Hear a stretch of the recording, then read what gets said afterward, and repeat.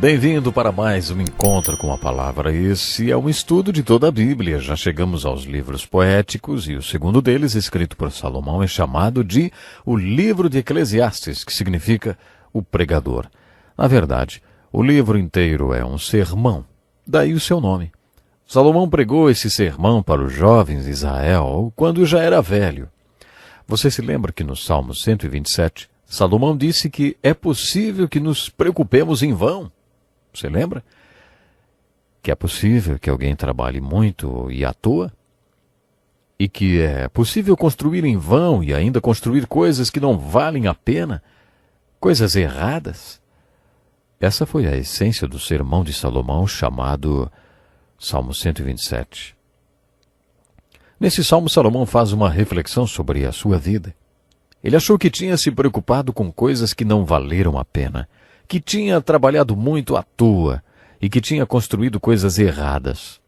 O livro de Eclesiastes é uma expansão do Salmo 127. Sintetizando o que Salomão está falando para os jovens de Israel no livro de Eclesiastes, eu diria: tentei encontrar o propósito e o sentido da vida e tentei fazer isso em 3 diferentes áreas da minha vida. Primeiro, busquei o propósito da vida em riquezas materiais. Dediquei-me a acumular riquezas e me tornei o homem mais rico que já existiu. Nesse estudo do sermão de Salomão aos jovens de Israel, você verá que ninguém jamais buscou tanto sentido da vida em riquezas quanto Salomão. Desprezei todas as coisas pelas quais eu tanto me esforçara debaixo do sol, pois terei que deixá-las para aquele que me suceder. E quem pode dizer se ele será sábio ou tolo? Todavia terá domínio sobre tudo que realizei com o meu trabalho e com a minha sabedoria debaixo do sol. O filho de Salomão foi um tolo. Salomão provavelmente estava pensando no seu filho quando chegou a essa conclusão. Depois de se tornar o homem mais rico do mundo, Salomão ponderou sobre sua riqueza e morte inevitável e disse: há um mal terrível que vi debaixo do sol, riquezas acumuladas para a infelicidade do seu possuidor. Ele ainda diz: o homem sai nu no ventre de sua mãe, e como vem, assim vai. De todo o trabalho em que se esforçou, nada levará consigo. Quando Salomão percebeu que as riquezas não são o propósito e nem o sentido da vida, ele se propôs a buscar a sabedoria. Novamente ele disse: fiquei famoso e ultrapassei em sabedoria todos os que governaram Jerusalém antes de mim. De fato, adquiri muita sabedoria e conhecimento. Por isso me esforcei para compreender a sabedoria, bem como a loucura e a insensatez, mas aprendi que isso também é correr atrás do vento. Assim como ele não encontrou propósito nem sentido para a vida nas riquezas, ele também não encontrou propósito nem sentido para a vida na busca pela sabedoria. Ele concluiu que o propósito da vida não estava nas riquezas, porque ele não podia levar suas riquezas com ele para a vida além da sepultura. Também não encontrou propósito nem sentido para a vida na sabedoria, porque descobriu que a sabedoria não leva à felicidade. Você já viu a escultura O Pensador? O pensador não é a imagem de uma pessoa feliz. A escultura tem uma aparência apática e entediada. Salomão explica a lógica de sua conclusão. Quanto maior a sabedoria, maior o sofrimento. E quanto maior o conhecimento, maior o desgosto. Portanto, um doutor ou um intelectual, necessariamente, não será a pessoa que terá felicidade para dar. Quando eu estava na faculdade, tinha uma dúvida. Estava me formando em 2 áreas, Bíblia e Psicologia, e tinha dificuldade de conciliar essas 2 matérias. Eu tinha aula da Bíblia e de Psicologia o dia todo. À noite, como balconista, estudava comportamento humano. Eu fazia tantas perguntas para um dos meus professores que um dia ele me disse: sabe o que você precisa fazer? Você tem que viajar para o interior. Quando você vir um rebanho de bois, pare o carro e aproxime-se de uma vaca. Fique frente a frente com uma vaca, olhando nos seus olhos. Vai fazer bem para você olhar no olho de uma vaca, porque as vacas são muito felizes e satisfeitas. Até puseram a foto de uma vaca em uma lata de leite com símbolo de satisfação. O tipo de satisfação conhecido como satisfação bovina. A satisfação bovina está baseada na ignorância. A vaca não sabe que o mundo está política e religiosamente dividido. Ela não tem conhecimento sobre as formas democráticas e terroristas de governo, nem tem qualquer conhecimento sobre as armas nucleares que poderiam acabar com a raça humana. A vaca não sabe nada disso e por isso é feliz e satisfeita. Então vai passear, ache uma vaca, olhe nos olhos dela e relaxe, disse o professor. Quando pensei sobre isso, decidi que realmente precisava relaxar. Mas não queria ser como uma vaca, não queria o contentamento, a satisfação baseada na ignorância. Eu contei tudo isso para dizer: será que esta busca pela sabedoria fará de você uma pessoa feliz?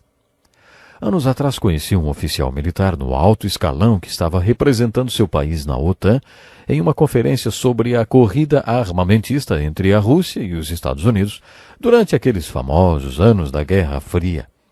Ele estava ficando meio desequilibrado porque viu o que as armas termonucleares podiam causar. Para mim, ele foi uma constatação que o conhecimento não traz felicidade. A busca de Salomão pela sabedoria o levou à mesma conclusão. Na introdução desse curso da Bíblia eu disse que o conhecimento não é uma virtude, mas a aplicação do conhecimento é. Agora eu gostaria de acrescentar que o conhecimento não é sabedoria. A aplicação correta do conhecimento é sabedoria. Nessa segunda busca pelo propósito e sentido da vida, Salomão concluiu que não chegaria a lugar nenhum, porque o conhecimento não é o caminho certo para a felicidade. Salomão concluiu que a sabedoria leva ao sofrimento e o conhecimento à tristeza. Salomão diz aos jovens de Israel, nesse sermão intitulado Eclesiastes, que tentou um terceiro caminho em busca pelo propósito e sentido da vida. Ele dedicou-se a conhecer as extravagâncias e futilidades da vida. Ele disse que foi em busca de todos os prazeres que o mundo podia oferecer.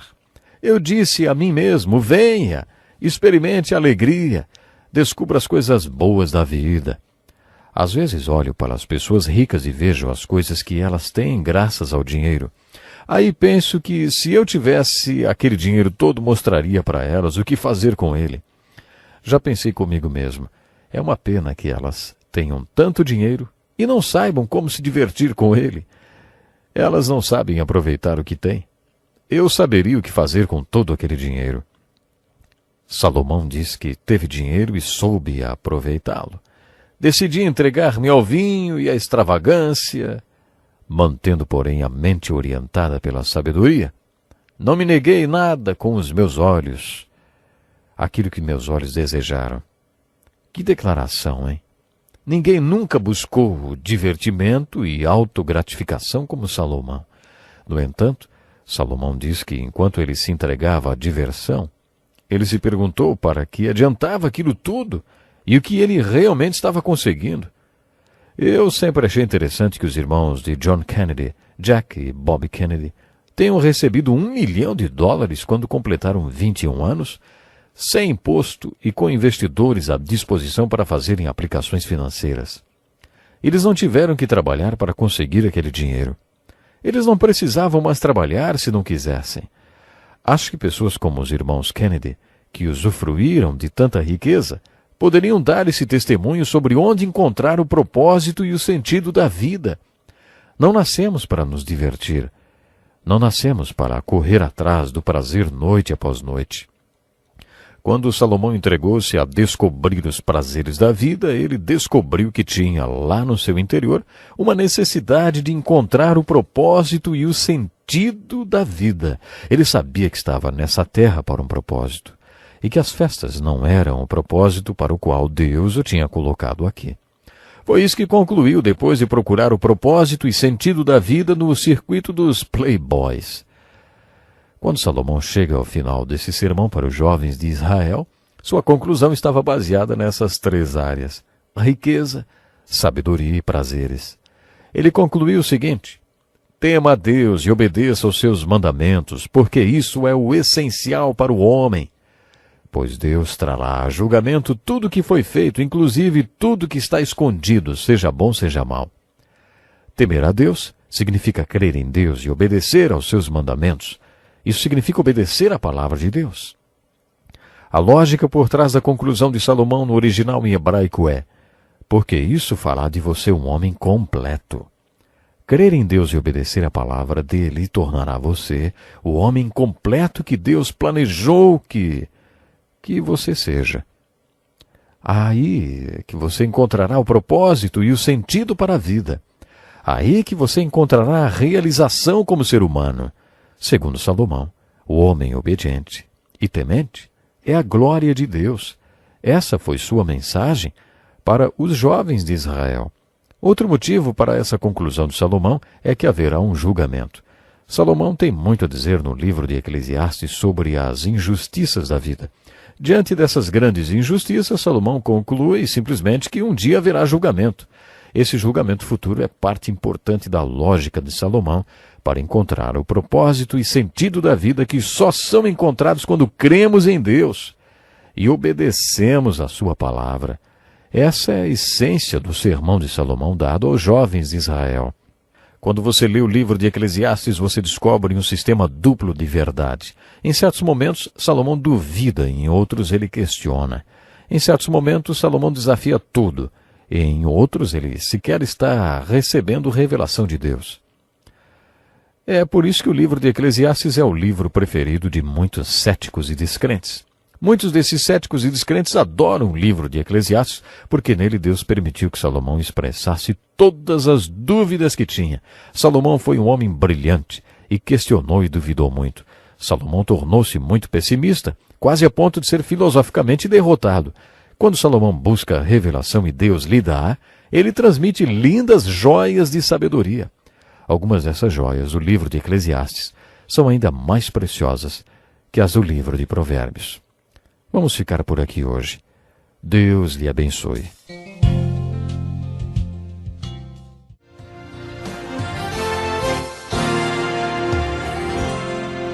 Que alegria, que felicidade, mais uma vez poder estar chegando até você com o programa Encontro com a Palavra. Esse é um estudo de toda a Bíblia e já estamos em nossa segunda aula do livro de Eclesiastes.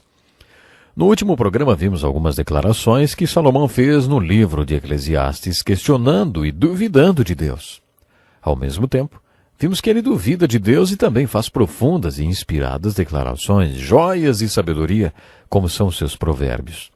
Hoje, vamos analisar outras passagens preciosas do livro de Eclesiastes.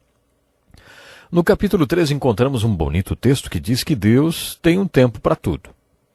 Nos versículos de 1 a 8, Salomão está dizendo que as coisas ou são ou são uma coisa ou outra. Esse lindo texto nos diz que Deus tem um tempo para tudo e assemelha-se a uma frase do Salmo 1. Dá fruto no tempo certo. No tempo certo, na obra de Deus, na vida de uma pessoa e no tempo de Deus. Existe uma frase popular muito usada, ou é ou não é. E às vezes a resposta a essa pergunta é: nem uma coisa nem outra. Haverá um tempo que será e outro que não será. A seguir, nos versículos 10 e 11, ele diz que Deus pôs no coração do homem o anseio pela eternidade. Esse é um bonito pensamento e é por isso que homens como Jó perguntaram: quando um homem morre, acaso tornará a viver? Salomão é até um pouco cínico quando escreve: havia um homem totalmente solitário, não tinha filho nem irmão, trabalhava sem parar. Contudo, os seus olhos não se satisfaziam com a sua riqueza. Ele sequer perguntava: para quem estou trabalhando tanto? E por que razão deixo de me divertir? Isso também é um absurdo. É um trabalho por demais ingrato. Salomão está fazendo aí uma observação muito interessante. Ele está descrevendo aquela pessoa viciada no trabalho, cujos filhos já são crescidos e mesmo assim essa pessoa trabalha 18, 24 horas por dia para ganhar dinheiro em cima de dinheiro, quando nem ele nem sua família precisam de mais dinheiro. Se você perguntar a uma dessas pessoas por que ela trabalha tanto, ela dirá que é para sustentar a família. mas lá no fundo ela sabe que outras forças a levam a esse vício em trabalho. A explicação do viciado geralmente não tem fundamento. Em Gênesis 3, quando Deus perguntou ao homem: "Onde está você?", o homem respondeu: "Escondi-me". Quando estudamos Gênesis, eu disse que a resposta do homem mostra como ele era e como ele é hoje. Os seres humanos se escondem de muitas maneiras.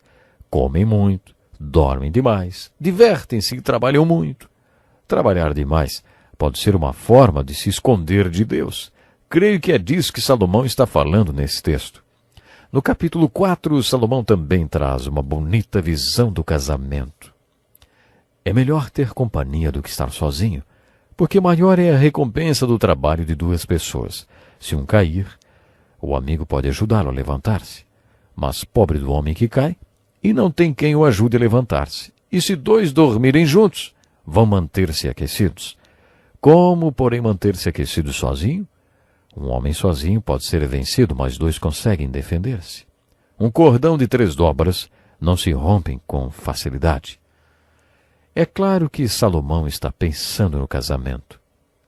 Quando Deus planejou o casamento, pretendia que os seres humanos tivessem mais do que uma relação de acasalamento. Quando 2 animais se relacionam e procriam, eles não se tornam uma somente espírito. Mas quando Deus planejou o relacionamento entre o homem e mulher, Ele quis que os dois se tornassem um só espírito. O espírito é uma das dobras desse cordão.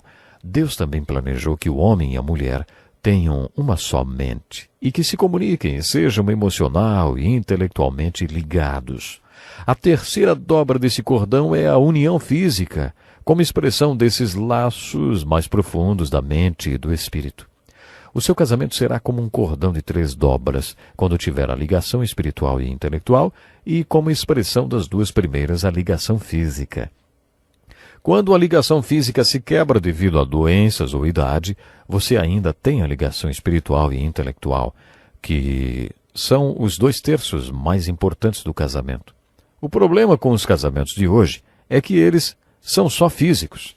Deus planejou a comunhão no casamento. Ele também planejou o relacionamento físico que expressa as dimensões espiritual e intelectual no casamento. Os conselheiros matrimoniais dizem que a dimensão física do casamento corresponde a apenas 10% do relacionamento.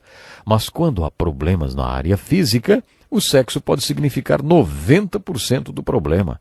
O sexo foi feito como expressão prazerosa dos laços de comunhão e comunicação no casamento. No capítulo 7, Salomão dá mais um grande ensinamento. Esse capítulo parece uma miniatura do livro de Jó.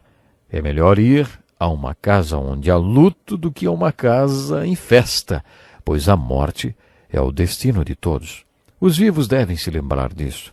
A tristeza é melhor do que o riso, porque o riso triste melhora o coração. O coração do sábio está na casa onde há luto, mas o do tolo na casa da alegria. Quando os dias forem bons, aproveite-os bem, mas quando forem ruins, considere, Deus fez tanto um quanto o outro.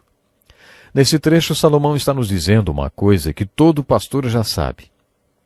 Tem uma ocasião em que o pastor tem a atenção de todo mundo e todos ouvem atentamente o que ele fala. É num velório. No velório, todos ouvem o pastor e o sistema de valores da congregação está em sintonia com o sistema de valores de Deus. Em um velório, as pessoas pensam sobre a eternidade. Elas pensam na inevitável eternidade e percebem que essa dimensão é a mais importante da vida. Todos sabem que um dia a morte chegará, e não há dúvidas de que todos nós morremos. Pensamos nessas coisas quando vamos a um velório. Deus quer que o nosso sistema de valores esteja alinhado com o dele. E foi por isso que ele disse através de Salomão que é melhor ir a uma casa onde há luto do que a uma casa em festa. O homem sábio, portanto, pensa mais na morte. Isso não quer dizer que ele seja mórbido, nem que queira morrer. Em um velório, o homem sábio fica mais consciente de sua mortalidade e é forçado a aceitar a realidade de que não vai viver para sempre. E assim, sabiamente, prepara-se para a eternidade. Temos mais um bom conselho nesse capítulo. Diz assim: não diga porque os dias do passado foram melhores do que os de hoje. Bom, parece que todos nós estamos sujeitos a esse tipo de nostalgia, não é? Temos a tendência de nos lembrarmos apenas dos bons momentos como se fossem melhores do que realmente foram. Não nos lembramos dos pontos negativos. O apóstolo Paulo nos diz no capítulo 3 de sua carta aos Filipenses que há momentos em que torna-se importante aplicar esse princípio. Esquecendo-me das coisas que ficaram para trás. Há momentos em nossas vidas que temos que esquecer o que ficou para trás. Salomão também diz: não seja excessivamente justo nem demasiadamente sábio. Esse não é exatamente o tipo de conselho que esperamos ouvir de um líder espiritual.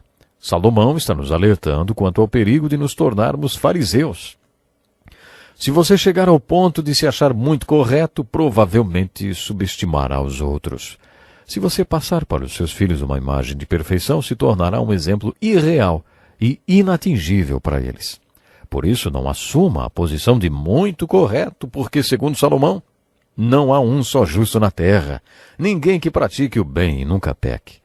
Tire a máscara, não seja hipócrita. No capítulo 11 encontramos esse conselho. Atire seu pão sobre as águas e depois de muitos dias você tornará a encontrá-lo. Quem fica observando o vento não plantará, e quem fica olhando para as nuvens não colherá. Assim como você não conhece o caminho do vento, nem como o corpo é formado no ventre de uma mulher, também não pode compreender as obras de Deus e o Criador de todas as coisas. Plante de manhã sua semente, e mesmo ao entardecer não deixe as suas mãos ficarem à toa, pois você não sabe o que acontecerá, se esta ou aquela produzirá, ou se as duas serão igualmente boas. Esse é um lindo ensinamento que se aplica principalmente aos jovens e que deve ser lembrado por aqueles que têm ministérios com os jovens. Se você é um professor da escola dominical ou trabalha com jovens, ou se tem adolescentes em casa, preste atenção neste princípio. Quando trabalhamos com os jovens, os frutos vêm mais tarde. A adolescência é uma fase muito difícil para os jovens e para aqueles que trabalham com eles. Se você os está ajudando, eles dão a impressão de que passariam sem sua ajuda. Parece uma conspiração. Eles decidem que não vão rir de suas piadas e fingem que não ouvem o que você está falando. Isso não quer dizer que sua ajuda não serve para nada. A sua parte é atirar o seu pão sobre as águas e plantar de manhã sua semente, pois você não sabe se esta ou aquela produzirá. Isso é com Deus. A nossa parte é sermos fiéis. Por isso, seja fiel a Deus e plante com fidelidade. Deus fará prosperar conforme a vontade dele. O livro de Eclesiastes termina com esse lindo trecho. Lembre-se do seu Criador nos dias de sua juventude, antes que venham os dias difíceis.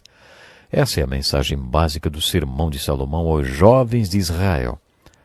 Salomão aconselha os jovens a se alegrarem nos dias da mocidade e aproveitarem cada minuto, mas depois ele diz: lembre-se do seu Criador.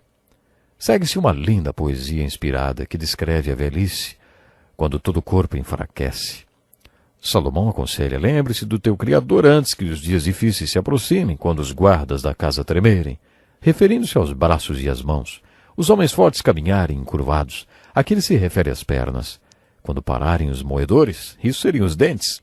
E aqueles que olham pelas janelas enxergarem embaçado, são os olhos. Quando as portas da rua forem fechadas, os ouvidos. Quando o barulho das aves o fizer despertar, quando florir a amendoeira, os cabelos brancos. Salomão começa a falar da morte, antes que se rompa o cordão de prata ou se quebre a taça de ouro. Salomão estava aproximando-se da morte e já era velho quando fez essa pregação. E ele diz: antes que se rompa o cordão de prata ou se quebre a taça de ouro, antes que o cântaro se despedace junto à fonte, a roda quebre junto ao poço, o pó volte à terra de onde veio e o espírito volte a Deus que o deu. Esse é o final do sermão e é muito emocionante. Um lindo sermão dado aos jovens de Israel por um velho rei. Vamos ficando por aqui. Que Deus nos abençoe. Até o próximo programa.